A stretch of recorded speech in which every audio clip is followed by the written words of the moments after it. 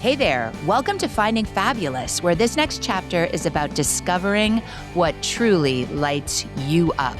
I'm Meghan. I'm Kristin. Through the stories we share and the incredible women we meet, we talk about life pivots, next chapters, and that moment when you feel your spark again. Let's find our mojo and light it up.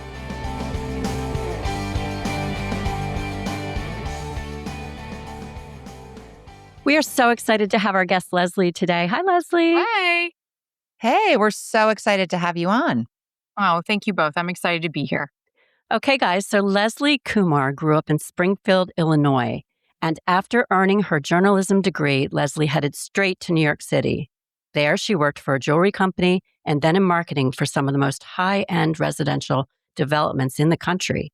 In 2010, Leslie rechanneled her creativity and founded NYLA Star, a jewelry company catching the eye of InStyle magazine, Sports Illustrated swimsuit edition. Wow, love it. Among others. Today, Leslie is a wife and the mother of 2 daughters and the event manager at HAYVN. Some of you have heard of HAYVN. It's a co-working community in Darien and Greenwich where she creates events for professional women to connect and grow. Most recently, Leslie is the voice behind Ask Leslie, a monthly advice column published in Darien, New Canaan Lifestyle and Upper Westchester Lifestyle. And we love it, like how your column tackles real life dilemmas. It's like from hosting and gifting to some more serious things that we face, family dynamics and social boundaries, right? Yeah. Yeah, Leslie? it's so interesting and such a clever, awesome idea, really. Great concept, very needed. And we want to get more into all that. But first, we just like to talk a little bit about your journey. I mean, you've had such a creative, interesting path, and you've really made the choice to take that path. So can you tell us about some of the choices that have led you where you are today? Yeah. Well, thank you for saying it's creative and interesting because to me, it just seems like scattered and all over the place. I went back to my roots, so to speak, with the real estate marketing. My mom was a real estate developer and would build homes and had a few apartment buildings. And so it was so Pretty ahead of her time, I would very say. ahead of her time because we're talking about like the 1980s. I mean, I was 2-3 years old, like playing in concrete at the sites and just thought it was the coolest thing. She built my dad's office from the ground up. And I was like always her sidekick because I had 2 older sisters. So we were sort of hip to hip and I learned a lot along the way and picked out all the wallpaper and the carpet and whatever else from my dad's office and just thought it was so cool and didn't really have an appreciation for all that she accomplished, especially being a woman in really a man's industry. Yeah, it's definitely, at that time, was a total man's world, right? It still is on some levels, I think. Absolutely, it still is. So I had a great role model in that regard, and I really wasn't able to think about it or appreciate it or see it in that way until I became an adult myself and am now, of course, a mother. So it's just an interesting lens. It is. It's funny how it comes full circle. Comes full circle. Right? I mean, as you know, we like the generational piece to these conversations too. So thank you for sharing that. We mentioned HAYVN, and that's where we met you. Yeah. What have you learned being around all these stories and women sharing their talents? It's exciting and it's incredible. And a lot of the women there are solopreneurs and they're making it happen. They have found their fabulous, so to speak, and they are running with it and are successful all at the same time. But that cannot be done without having a great community around you. And that's what HAYVN provides, is that community to help grow your business and your network and everything needed when you're running a solo business, because it can get lonely. I have firsthand experience from that. I had the jewelry company. And you always walk out of there like with some fire, like I'm going to get something done now. I Totally. agree. It's super motivational. Whenever I walk out of something like that, I'm like, we've got this, right?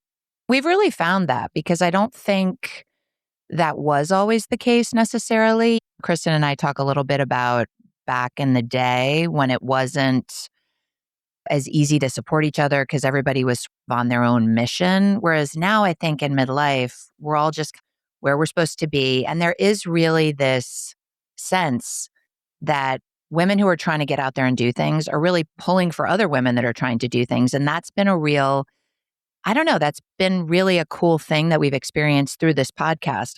Yeah, I mean, you guys are killing it. I'm so proud of you both.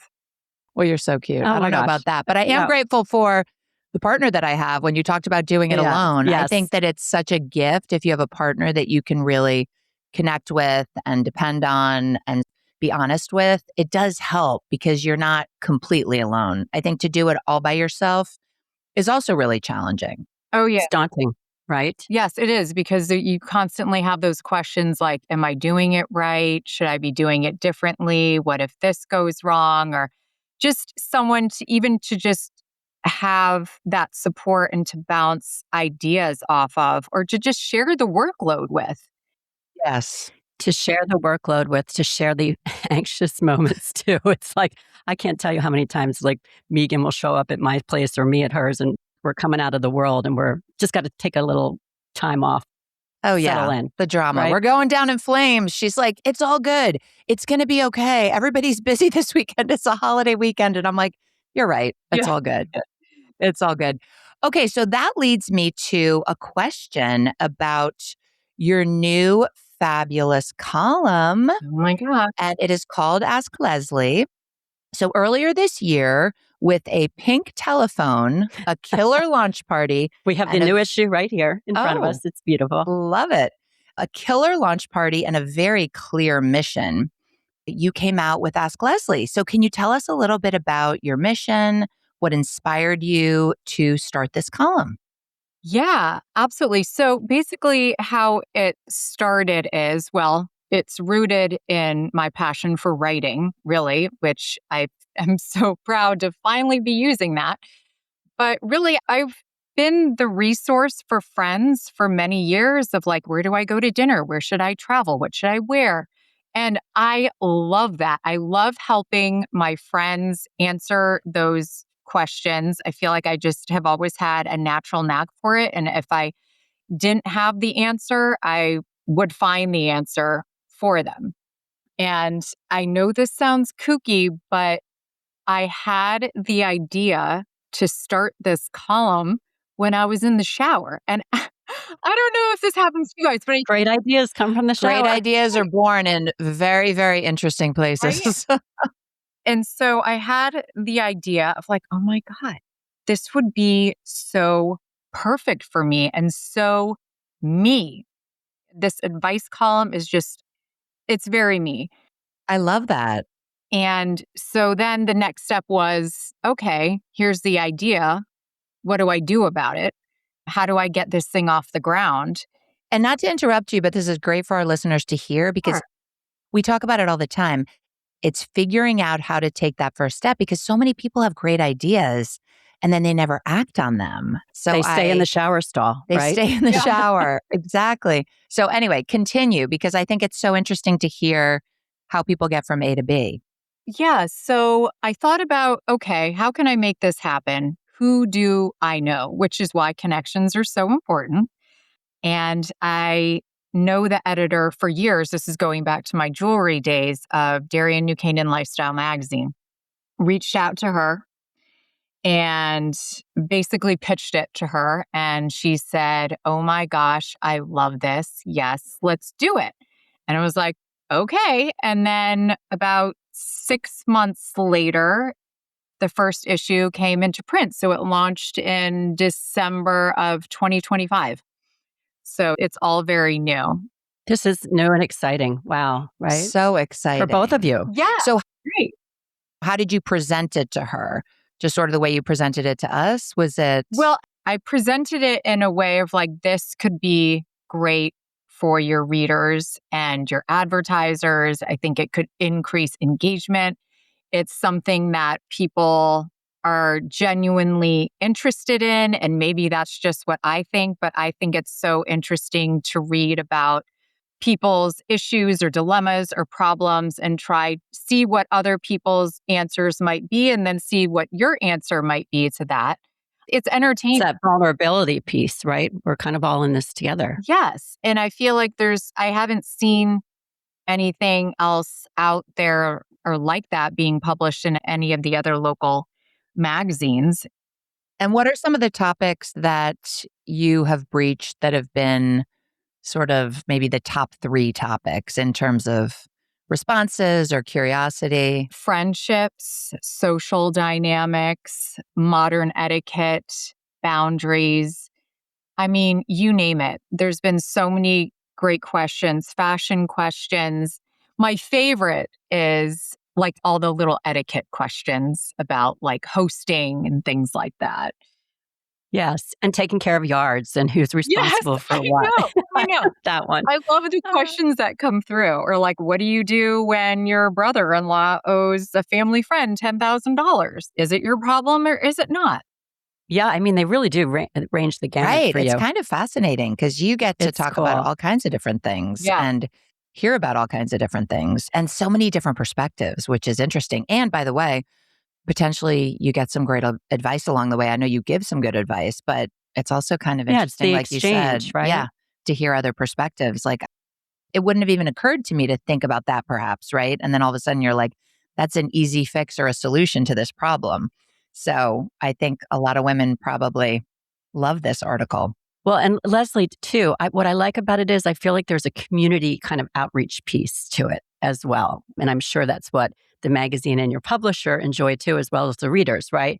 You kind of loop it into what's going on in the greater community. So you're not just like solving a problem necessarily isolated in someone's life, but perhaps some of the solutions extend to the greater, kind of our greater world. Yeah, 100% it does. And a lot of the questions are no matter where you live, locally or in the world, this is all relatable. I mean, the only thing that keeps it hyper local is if I am suggesting a place for date night in Fairfield County or Westchester County. That the column is actually now published as of, I think, 2 months ago in Upper Westchester Lifestyle magazine as well. Congrats. That's exciting. Thank you. Thanks so much. No matter where you are in the world, right? I mean, you mentioned that your mom or your parents are from India. Like those same emotions exist in a very different country, obviously a very different lifestyle. But when you break it down to the brother-in-law owing $10,000, like we're all going to feel similarly about that. Do we get involved? Do we not get involved? And that's where this could really reach so many people. Yes. Yeah, Yeah. totally. Do even think the cultural differences are interesting too, right? So it does kind of help to have that multicultural perspective also. We want to ask you a question a little bit more about your parents and where they came Of from. course. But first, I just feel like this incredible journey has come full circle. You're back in a creative world of connecting women. You're in a journalistic world, really getting into people's personal lives and dilemmas and helping people. And I just wonder too, because of course, we're all sitting here thinking, she just says yes to everything. And I know that's one of your theories. Even before you're ready, just kind of jump in. Are there times when it was harder to just jump in where you felt that pullback or pushback or what have you? Yeah, absolutely. I mean, I think it's not always easy to say yes to things. And I think that one of the things that has held me back and that I think holds other women back too, for whatever reason, the blocker is, or could be, in my experience, it was like this fear of, might sound weird, but this like fear of success. It's like, Oh, I thought you were going to say fear of failure. no, I Because know. that's what a lot of women say, or that's sort of the party line or whatever, right? Because a lot of people are nervous about not being a success. Yeah. So that's interesting. Yeah. And I went on this retreat by this company, Project 1490. It's a full day retreat where you learn how to start a fire and recharge a car battery and fix a flat tire and last. Brilliant. I mean, it was so, and I Amazing. shoot a bow and arrow. I mean, it was so incredible and so empowering. Wow. And then, so that's the first part of the retreat. And the second part is you all get dressed up, you bring a change of clothes, a fancy dress, whatever, and you all have a nice sit down dinner. And prior to the dinner, you sit down and connect and network, talk about your experience, like really get to know each other. And I was sharing with this one guest about how I have 4 chapters of a book done and I'm just sitting on it. I'm not doing anything. And she, Can I just say, though, 4 chapters four, is a huge accomplishment in itself. That's like 10 essays. I mean, I know, come but on. now you got to finish it, right? Now you got to get the rest of the chapters and I know. get that out into the world. I absolutely do. And I should. Yes. Thank you. Maybe thanks for putting some fire under my buns. Maybe it'll actually happen now. But so that was her take, was like, well, why haven't you done it? And then she brought up like, well, maybe you're scared of the success. I'm like, maybe I am. And so that just completely changed my perspective on everything. And so now I kind of am like, well, let's just go for it and see what happens. And what's the worst that could happen? Well, we just posted something that's a little bit correlated to that. It's like if you're going to overthink like the positive side, overthink the success, because we spend so much time worrying about what could go wrong, what will go wrong, how we could potentially fail. But rarely, at least I'll speak for myself, rarely do I sit around and be like, okay, this is going to be so amazing when we are like one of the biggest podcasts out there and we're doing all these live speaking engagements and all the things that potentially we would love to do. My mind never goes there, but it always goes in the other direction. So I think if we spend more time thinking about the positive outcome that might actually happen, It's just changing the narrative. it's Yeah. changing Right? the narrative and It's changing the just neural taking the plot. pathways. Yeah. Right. And just, Turning the plot, and then your brain starts doing the same. and your brain starts to believe it. And it's really, as you alluded to before, it's taking that first step to making it happen. And you don't need to have a plan or anything like that. I don't have a plan. I mean, I have a vision for where I want this to go, but I don't have a plan. I am figuring it out as I go along. And things, for the most part, have been going the right way. Well, they sure have, because I mean, like, can we talk about dropping the mic? Well, yeah, talk about it. I mean, talk about live events. So you did a live event recently, if you want to say something about that, but just, I would love to know how that experience was for you in terms of just. It was incredible. And it was way outside my comfort zone. And it was something that I said yes to. And that's sort of been my mantra, is living outside my comfort zone, saying yes to things that I normally wouldn't. And so Drop the Mic Night is, just to explain it a little bit, it's a moth style event where you have 5 minutes to give your rendition, your take, your experience and story on a one-word theme. And the one-word theme for this event was becoming. And so there were 10 speakers. You had to apply to this program. Becoming, that's so Becoming, powerful. which could mean so many different things to different people. And I was one of 10 speakers. I went last. I spoke for 5 minutes, and it was something that I prepared for nonstop for about 6 weeks. I am so glad it's over, because my speech was living in my mind 24/7. I was rehearsing in the car. I was in car line before going to bed. It was in my head. It was just nonstop. And now it is over with. And I'm happy to share that I won the audience favorite award for that. Oh, wow. Congratulations. Thank you. Thank you. And that's not why I did it. I did it to prove to myself that I could do it, that it's scary and you're up there and you're vulnerable and you're sharing a personal story in front of almost 100 people. And I also wanted to do it to show my 2 girls, like, mommy's working hard to do this, and it's totally worth it, and it pays off, and you can do hard things too. So what was the 5-minute speech? Can you give us a little Yeah. idea of what you chose to talk about? I'll give you the abridged version of it. So basically, becoming what I talked about was, so I allude to being called the ugly duckling as a kid. And Hard to believe. I If know. the audience could see you, that's hard to believe. I agree. so, well, if you saw me as a kid, ladies, you'd be like, oh, I kind of get it. So, anyway, so I share my story about moments of rejection, how I tried out for cheerleading, got rejected, tried out for poms, got rejected. No boys ever looked at me. I was never asked to a school dance. And I tried to change the way I look on the outside, thinking that the ugly duckling would transform into the beautiful swan. And eventually, things worked themselves out. I grew up. I figured out how to do my hair and wax my eyebrows, and I got braces. And it was. And look at you now. And look at me now. But the thing is, like, I thought that would be it. I thought that becoming the swan would just magically make my life incredible. And the truth is that it made it more uncomfortable and uncertain.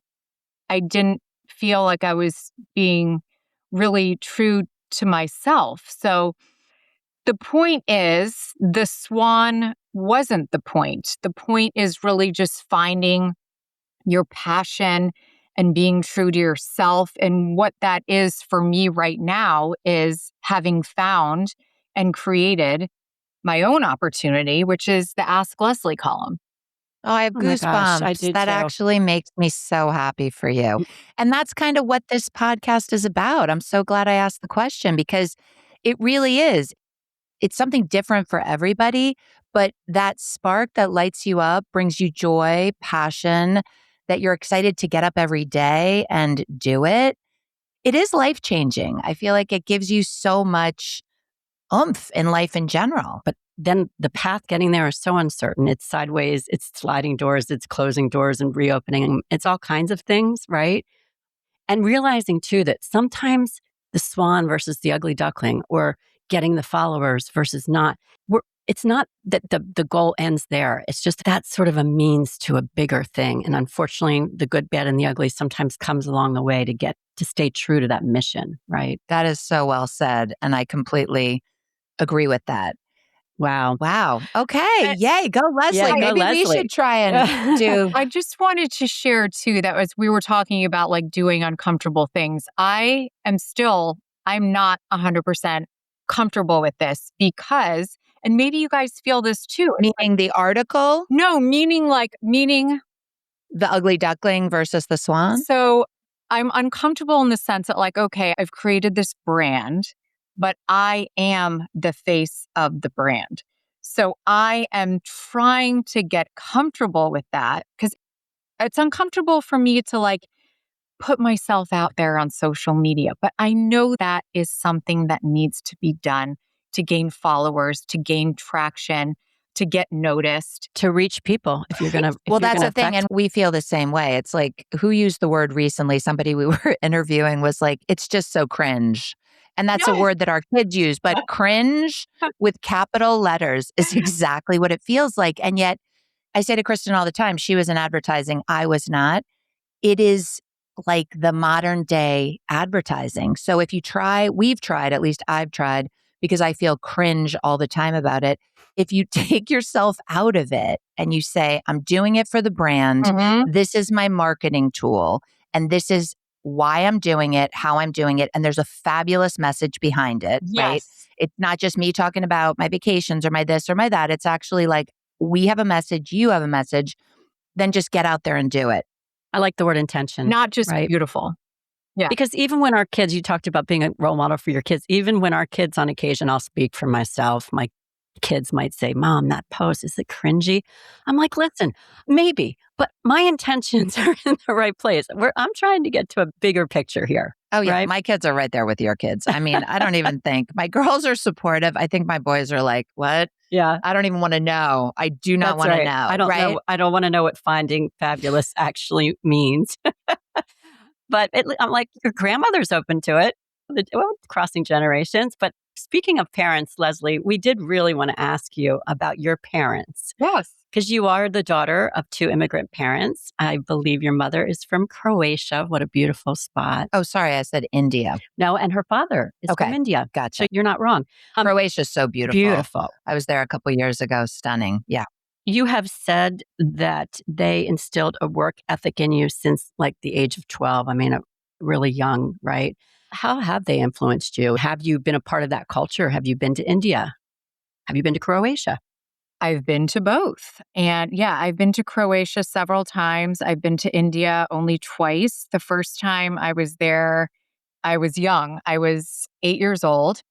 And it is a trip that will absolutely stick with me for the rest of my life. It was so incredibly eye-opening to me. I was not in like the beautiful part of India, staying at this amazing resort and having like a whole eat, pray, love moment. There were wild dogs running around. There were cows around, pigs. I'm pretty sure I saw a camel or two. If my memory serves me right, there were military men standing on corners with like the big machine guns. And we were there visiting my dad's family. He had a brother and a sister there and their families. And we were literally showering out of buckets and going to the bathroom in like an outhouse. There was no plumbing, but it was insane. And everybody was staring at me when we would walk around because I looked so different, like literally stopping in their tracks because I wasn't wearing like the traditional dress. I remember we were outside of my aunt and uncle's house and I was playing with my cousins, and this man comes in the backyard on his bike and he's like, "Did I just hear American English?" He's like, "Who's back there?" And I'm like, "It's me." And it was just so fascinating to Wow. like see an American and hear an American accent. I learned so much on that trip, and I just have an appreciation for growing up in this country and not having that lifestyle. It was a little chaotic, but a true life experience for me nonetheless, and one I'll never forget. I remember I brought my Game Boy on that trip. And Oh my gosh. What's a long flight? You were probably it was a you long were probably flight. popular Right. with that, right? It's a long flight to India. It was a very long flight, and my cousins were just like so enamored by it and had never seen one before. And so when I left, I gave it to them. I'm like, "Oh my God, you guys love it so much." And I didn't Oh. think much of it. And then I came home and my mom's like, they don't have AA batteries that are required for that there." I was like, "Oh, well, I just thought it was a nice parting gift." But it was a different experience when I went back there at 12. They had upgraded to plumbing, which was lovely. Did you learn a lot more about your father having been there? Yeah, I mean, understand why he wanted to leave. Well, the poverty, friends of mine who have been, that's on my bucket list to go to India. My sister's actually been. People just say my parents have been to an Indian wedding with friends that we grew up with. And I think the one thing that everyone says is it's magical, it's so beautiful, but that the poverty is actually just emotionally and physically And the very difference, upsetting the caste because system, right? There's beggars all over the place. And my father's family wasn't part of the poverty. They were considered middle class, but it's but it's still just everything around you, everything right? around you. Yes. Yeah. It's dirty. And I mean, I haven't been back there since I was 12, but it's just the smells and the dirt and the traffic, the air. It was memorable for sure. But I came home really loving where I lived and just so appreciative that my parents made that journey to America and were able to give themselves a better life. Not only that, but like provide one for myself and my two older sisters as well. Gosh, that's Yeah, such a that's beautiful way to say amazing. it for all of you. And thank you for sharing that when we just celebrated our I 250 years, right? know. So, Okay, so what are your future plans? Are you hoping to make your brand a trusted lifestyle brand? Like, if you told us in 5 years, this is where you would want to be, what would that look like? I would like to host events, partnered events, and I'm starting to do that with experts. And I love events, as you know, Kristen. oh, So, you are the event queen. yes, but events with intention, not to just have something Hmm. fun. Not just to gather. Not just together, exactly. So I have one coming up in July with a local gal who is an intimacy expert. And Ooh. Ooh, that should be interesante. I Yeah. know. I just got back from Spain. I'll use Ooh, interesante, right? A caliente. little I don't know. spicy, a little Yeah. spicy, Spicy. caliente. Super Exactly. spicy.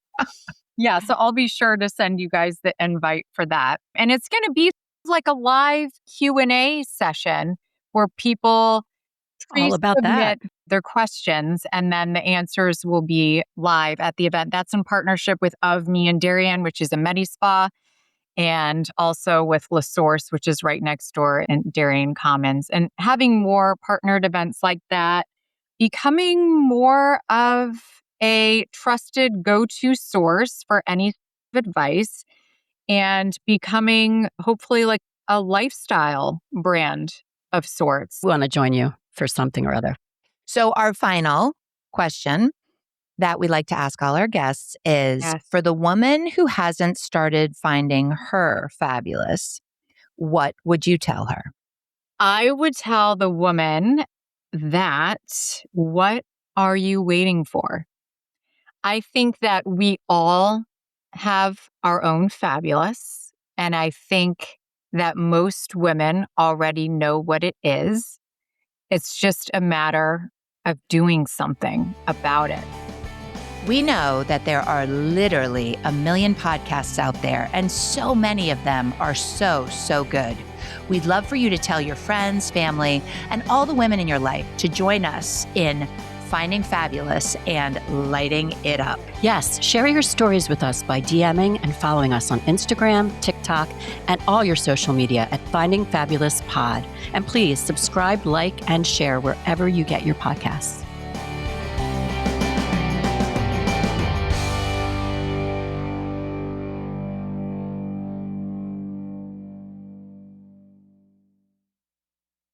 This podcast is part of the Sound Advice FM network. Sound Advice FM, women's voices amplified.